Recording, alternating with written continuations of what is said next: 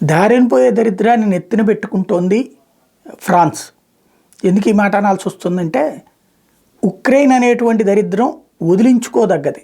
వాళ్ళని ఉక్రెయిన్ దగ్గరికి సాయాలు చేసి చేసి చేసి చివరికి కవ్వించింది అమెరికా, రష్యాని కవ్వించి వాళ్ళిద్దరి మధ్యన డిస్ప్యూట్ పెట్టింది. ఇప్పుడు ఉక్రెయిన్ ఓటమి పాలయ్యింది. ఓ పక్కన ఐక్యరాజ్య సమితి లాంటి వాళ్ళే మీరు ఏదో మాట్లాడుకుంటారు బాబు అని మొత్తుకుంటుంటే, ఉక్రెయిన్కి కూడా ఇక అండ రాదనుకుంటే ఖచ్చితంగా ఒప్పుకునేది శాంతి ఒప్పందాన్ని. కానీ ఈ టైంలో ఫ్రాన్స్ బలగాలు ఉక్రెయిన్కి చేరుకున్నాయి.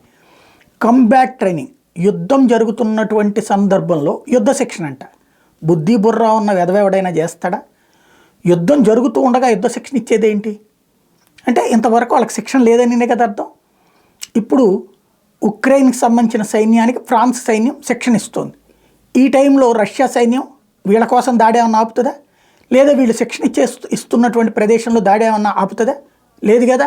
అక్కడేం రిస్ట్రిక్షన్ లేదు కదా. ఎవడు రిస్ట్రిక్షన్ పెడతాడు? ఏ అటాకో చేస్తుంది. చెయ్యగానే అది ఏ ఫ్రాన్సోడో పోయాడు అనుకోండి, అప్పుడు ఫ్రాన్స్ రంగంలోకి దిగాలి. ఫ్రాన్స్ రంగంలోకి దిగిందంటే నాటో రంగంలోకి దిగాలి. తద్వారా యుద్ధాన్ని తీవ్రతరం చేయడానికి ఫ్రాన్స్ చేస్తున్నటువంటి కుటిల ప్రయత్నం మంచిదా, ప్రపంచానికి మంచిదా, తన దేశానికి మంచిదా ఆలోచించాల్సిన సందర్భం.